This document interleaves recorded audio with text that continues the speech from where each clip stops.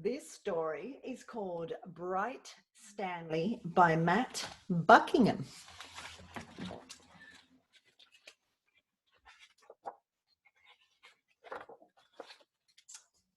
Far below the waves, a little fish named Stanley lived with his school. They were the brightest, sparkliest fish of the deep, dark sea. One morning, Stanley woke up late. "Hello, it's me," he called to his friends, but the reef was strangely quiet. Suddenly, Stanley remembered that today was the day his school swam to cooler waters for the summer. "Jumping jellyfish," he groaned. He hurried to the meeting point as fast as his fins could carry him. But no one was there. As he looked around, he saw a bright light. "Aha, they haven't gone far," he said, and he raced towards the glow. But it was only a lobster counting coins. "Go away, don't touch my treasure," the lobster growled, snapping his claws. "I'm looking for my friends," said Stanley. "Fish," the lobster grumbled. "Those others were in such a hurry to find someone they upset my coins." "Others?" asked Stanley. "My friends." "Join them then," snarled the lobster, and Stanley sped off. Ahead of him, Stanley saw a shimmer. He could just make out a bright, sparkly fish. One of his friends. "Hello, it's me," he called, swimming faster. Clonk!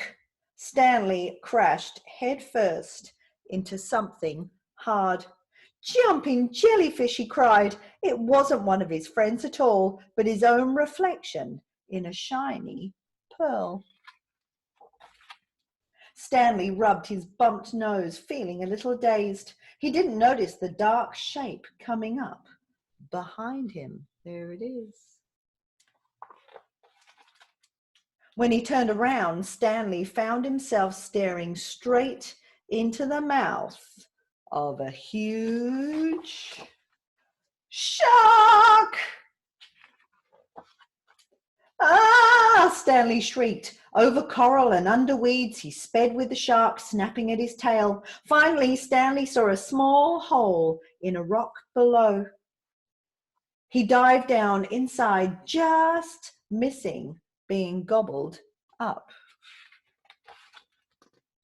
Deep within the cave, Stanley shivered and shook. He felt sad and lonely. He was beginning to think he'd never see his friends again.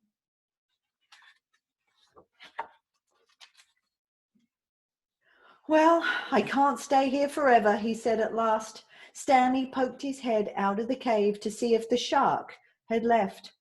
"Jumping jellyfish," he squealed. The sea was a golden orange, glowing and glittering. It was the most wonderful sight he had ever seen, because there, in front of him, were his friends. "Hello, it's me," he called.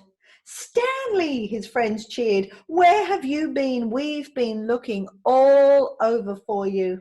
And Stanley told them his adventures as they swam off in one bright, sparkly, happy school. The end.